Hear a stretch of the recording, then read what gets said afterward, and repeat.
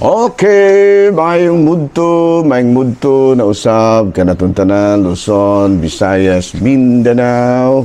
Mayong mudto Philippines, mayong mudto world, mayong mudto universe. Ano na punta mga hingala nila nga atong tulumanon sa kahanginan C-on-A, Catechesis on Air. O ako lang gihapon kini ang iyong ubos nga alagad Reverendo Padre Edwin Academia Acab.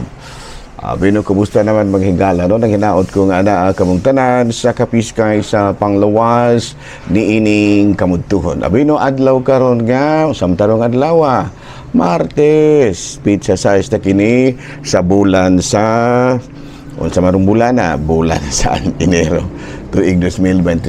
So, ato lang tibayaon mahigala, no? Nga ako ang atong talahuron nga obispo, atong ipaubos-ubos og gamay ning kamera manghigala. Kay murag taas ako kayo.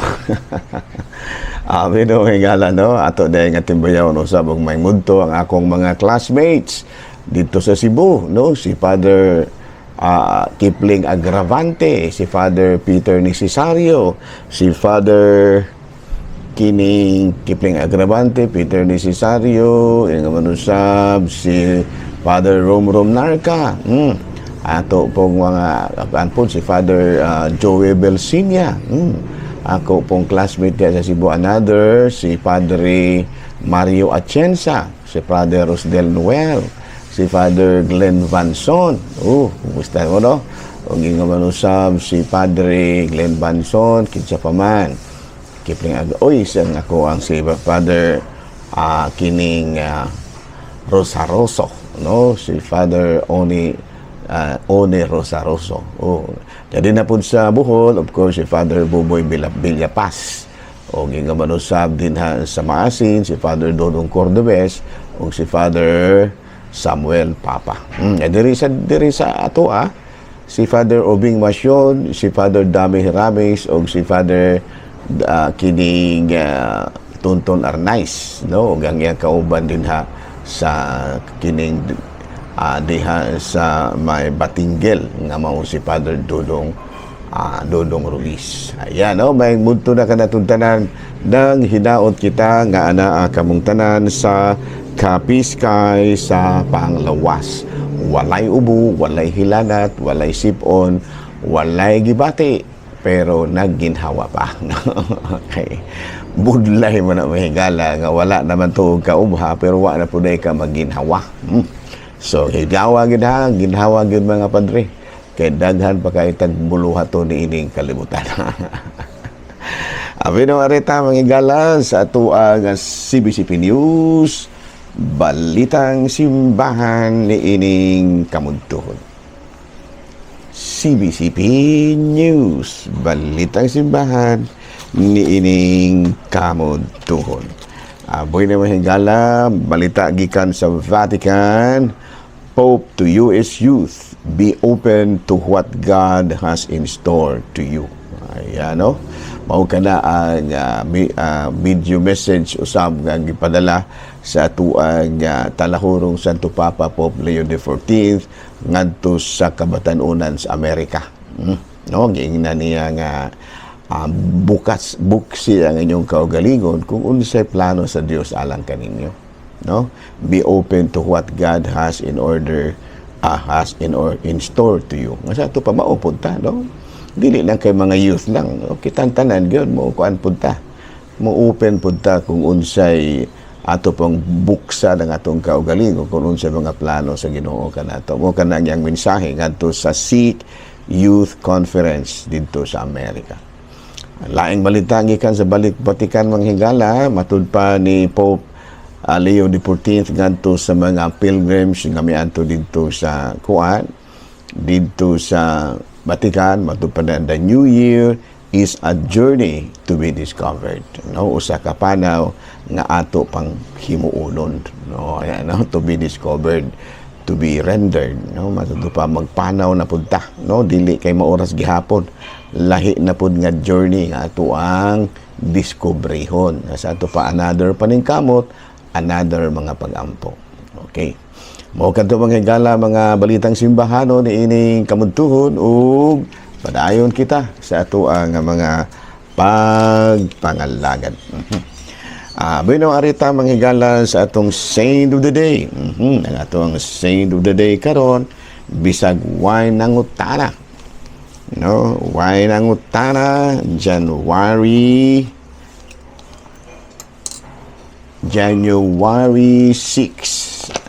January 6 mao si Saint Andre Bicet. Ay na dili pa no.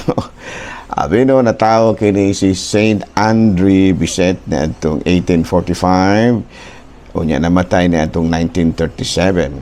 Taga Montreal, Canada siya mahigala no, taga Montreal, Canada. He entered the Congregation of the Holy Cross. Unya nahimo siyang usa ka prayerful aid and devotee to Saint Joseph. Epidemic broke out at nearby college. He volunteered to nurse. He asked for the intercession of Saint Joseph, many sick people of Saint Joseph, and many sick people were brought to him.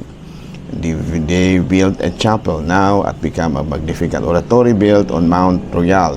And at 92, he died, buried at the oratory. Sa ato pa, ang iyahang kinabuhi mga higala usa ka sakripisyo alang sa kaayuhan sa uban, no, mao kini si Saint Andre Bicet. Okay, no, padayon ta mga higala, kumusta naman mo din sa isla sa Siquijor, no? Nindot kay ni Siquijor mga higala, no, pagkawala gyud problema og ma-assign ta din ha. No? Mugo na akong pangandoy may higala nga maasahan kong Siquijor pero murag walay swerte kaya di alam ko si mainland gibutang. Okay na po, bisag asa rata, no? Bisag asa rata maabot, wala dyo ko'y problema ra. No? Wala ra dyo ko'y problema. Ang ako ang tagaan ra dyo ko malawas, no? Maayo rang tulog, maayong pagkaon, maayong pagkaligo. Tanan nga mga kaayuhan sa lawas mo rin akong maayo ang paglakaw, maayong pagkaon, maayong pagkaligo, may katulog, murang gini ako wala na akong gipangandoy pang uban. Nga naman, nganong kana may akong gipangandoy, aron nga makaserbisyo gyud ko sa maayo. Kinigong nagsangkiig na putang mulakaw, murang hasta ang atong pagserbisyo kasangkiig na pot. Mao baron, budi ang ako ang Bordic, no, ang ako ang classmate din sa may Larina. Mao baron Bordic, nakailara na siya ang kinsa si Bordic. Kaya ako po ang yang tawag po na ako Bordak. Bitaw si si Father siya. Si Padre Obing Masyon. Akong tawag niya Bordic, niyang tawag po niya na ako Bordak. Inana gina kasi yung mga classmate mahigala mo na may mga igsuon ba yan, mo na may mga igsuon yun, malipay may makakita may sa among mga classmate. Nahala no, may munto na kanatong tanan, ari na punta sa ato ang catechism na ginta, ari na ta sa atong catechism. Okay, so ari na ta sa kini topic nato, no? Abi no, ang topic nato kabahin jud gihapon is sa divine revelation. Ito pa kung sa ganito ang atong divine revelation. Ang atong divine revelation gitudlo ka nato pinaagi sa Biblia, in both kanang Old and New Testament, no? Old and New Testament, wala no? Unya ang tanan nga gitudlo sa Biblia ana masulat sa scriptures, of course, no? Unya sa sa panahon na sa mga apostoles ana po din sa kanang gitawag natong sacred tradition, no? Sa scriptures katong bitang Old Testament, New Testament, na. But there is one thing that we should always not forget, no? Nga ang sa sacred scripture in both Old and New Testament, it always points to Jesus. Mo gani ato ang muguna atong kuanan kanang muguna siya ato ang kanabitang gitawag nato always bear in our minds, no, nga kanabit ay katudang timbayaon si Sister Pita, no, Alquesola, ayan, no, Alquisola ba to o Solamilio? Sister Pete, ako nakuan ba ako kanang nalimot ko sa ibang apelyido. Orang mo siguro ron? Sister Pita Solamilio. No? Nami ko na naami selfie na ni Sister Pita, no? Sister Pita Solamilio. Ayan, no dili Alquisola. Now, everything in the Old and the New Testament testaments always points to Jesus. Ako tarang mabasa sa Mateo Kapitulo 5 versikulo 17 hangtod sa 20. No, matod pa. Ayaw ninyo, nakanaon ang atong Ginoo ha. Ayaw ninyo huna-hunaa nga mianhi ako aron pagsalikway sa balaod ni Moses ug sa mga pagtulunan sa mga propeta. Wala ako muanhi dinhi kundili aron pagtuman hinuon sa hustong kahulugan, aron paghatag sa hustong kahulugan. Namatod pa niya, no? In English, do not think that I came to abolish the law of the prophets. I did not do but to fulfill the law. Ano sa to pa si Kristo gyud. Everything written in the gospel, in the scriptures, that is in the Old and the New Testaments, always points to Jesus. Kaya sa iyang gisulti, Mateo Kapitulo 5 versikulo 17 sa 20. Ayaw ninyo huna-hunaa nga mianhi ako aron pagsalikway sa balaod ni Moses ug sa pagtulunan sa mga propeta. Mianhi ako aron pagtuman sa paghatag sa hustong kahulugan. Ano unya sa ikaduhang sulat ni San Pablo ngadto sa Korinto Kapitulo 1 sa 20, kay ang tanang saan sa Dios matuman diha kang Kristo, no? Sa Juan Kapitulo 1 versikulo 1 sa 12 nakanayon kini ang balaod gihatag sa Dios pinaagi kang Moses apan ang kamatuuran miabot pinaagi kang Kristo. Sa ato pa everything always points, all the readings always points to Jesus. Pwede ato una-unaon. So unsa may mga atong interpretasyon niya na nga dili gid nato isukwahi ang mga pagtulon ni Kristo sa mga pagtulon ni sa mga propeta, no? Kang Moses dili gyud naman nagsukwahi kay and everything always points to Jesus. Nas ato pa ang pinakatumanan gyud sa interpretasyon sa Biblia mao gyud si Kristo. Daghan kay na no dunay mga gipangsulat didto sa kanang Biblia nga dili tapakanon og dugo. Miingon man si Kristo nga ang tanang pagkaon pwedeng kanon. Di niya kay si Kristo may atong kuha base lagi. Muna nga si Kristo gyud may atong tumanon. Klaro ba? Makadungog siguro mga Sabadista ini murag mo reklamo gyud dili na mo ay padayon ra mo anang inyo ha na basta kay kami diri sa Katoliko mga on lagi mig dugo dili no dugo nga as in dugo dinugo ana nga naman tungod kino na begi ingon sa Biblia, no, nga ang tanang pagkaon pwedeng kanon. Ayan, no? So klaro ba na? Sige no nya daghan pa jud kaayo nga mga kuan kanang gipangsulti si Kristo nya niingon si Kristo nga anak ania ang imong inahan, babayi ania ang imong anak.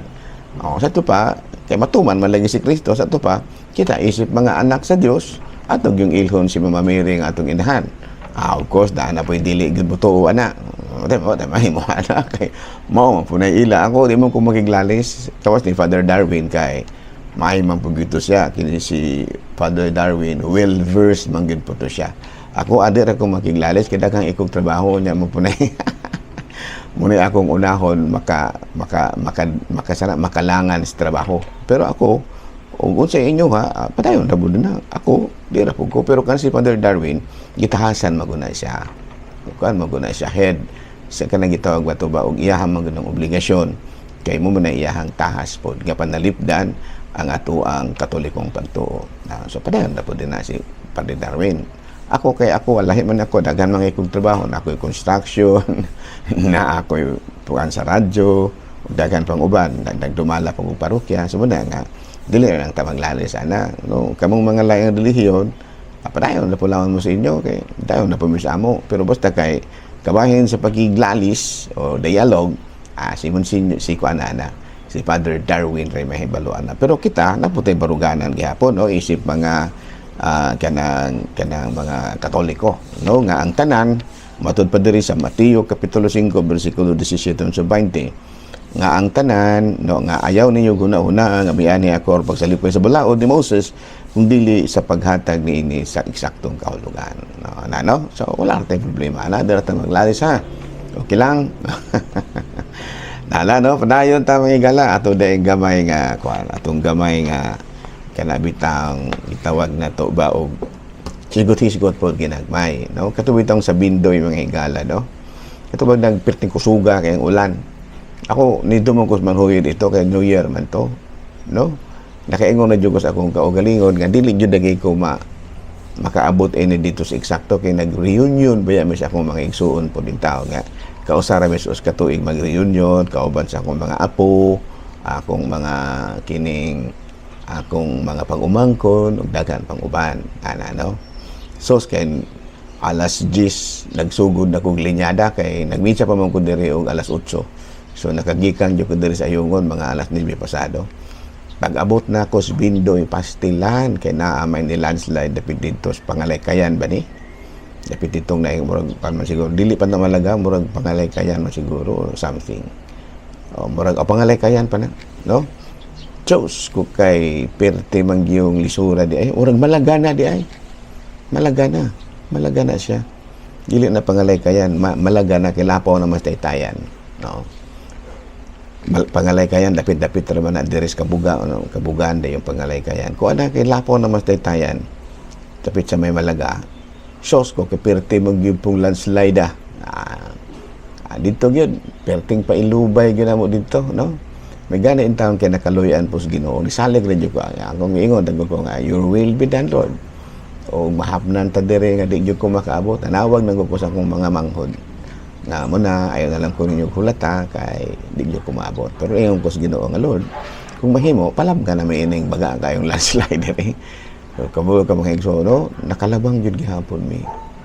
No, kay nga naman ang gipakas sa Dios gipasa Diyos na lamang yun namin ang imong pagbuot may matuman pero ang Ginoo nagtanaw ra gyud pod nga nakaslabang ra gyud gihapon may nga eksaktong oras nakaapil pa kus paniud to namo didto kay importante biya kayo kay talag sa ragod in taon ng magkasalog sa akong mga igsoon malalamang kausas-us ka tuig nga bagong tuig ra gyud so nahimong memorable kus nagtagaan na pod mi mga gift, no, katong mga by the way, no, ako din ikuan ako mga pag-umangkon kina nagpakapasar na sa ilahang mga kurso ang usa na ako pag-umangkon nga nakapasar na sa kuan kanang examen ba paingon sa Amerika ba. Nadawat na karon siyang March larga.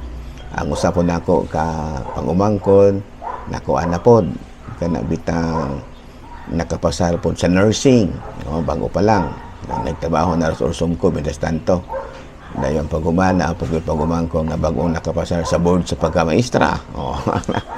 Na pag-umangkon nga bagong na-promote sa pagka kanang principal ba principal naman siya daan pero na-promote na pud siya. Naapo nga kanang top 1 sa iyahang kuan. Ako nalipay ra sa ko higala, no, nga ingon ana ba amo nang nag-picture pud me pero nakaingon ko sa akong magulang si Boy Akab nga sa una kitawa mong gitain ni pulo picture wala gyud ana mahigala sa una kay pobre ba ara pud mi although akong papa kuan kanang maestro siya pero ang amo og yung standard sa kinabuhi pinobre ra gyud wala mi anang ruro reunion abi no na reunion mi kanang panahon sa kanang timpo sa pahinumdom sa akong apuhan sa aning Lolo Pedro kanang June 29 pero dili kay daghang jutay kay mga pil kay sa among pamilya murag dili kay may close ang among banding sa mga akab sa amo ba sa among pamilya murag dili kay close ang among banding kay amot kay nganong dili may kay close tungod dagay sa among kapobrehon okay kalagmitang mo close ang banding kana mga datoon niya kay kami mga pobrehon raman mi so murag wala kay men dili kay close ang among banding sa Akab family sa mga pamilya ni Pedro ug ni Tomasa Akab ano abi no okay ra mangyapon kay na mga religious mangyapon may pero dili gud ingon anang uban ba nga close gyud kayo. No, pero sa ko na ginawang katong amo nga kuan mi kanang didto mi sa dito ko niuli ko sa akong kuan ko salamat po ko sa Ginoo ra po ning taon nga nakalusot ra gyud din taon mi itong dako kayong landslide Bindoy. Bindoy nga murag kuan dagay gini murag palangga gini sa Ginoo ning Bindoy. Ha taga Bindoy. Palangga gi siguro mo sa Ginoo no kay sige mo jud mong gibahaan. Ano? Ito komedya naman hoyo pero palangga po kasi sige po may gibahaan na pitsuba. Kami diri sa Ayungon murag wala pa kayo. Moabot ra gyud gihapon nga adunay mga pagsulay pero ang ato importante nga dili ra gyud ta magpakawalas paglaom. Okay, klaro? Nahala din nila sa takutob ha. Ako lang gihapon kini inyong ubos nga alagad Reverendo Padre Edwin Academia Acab.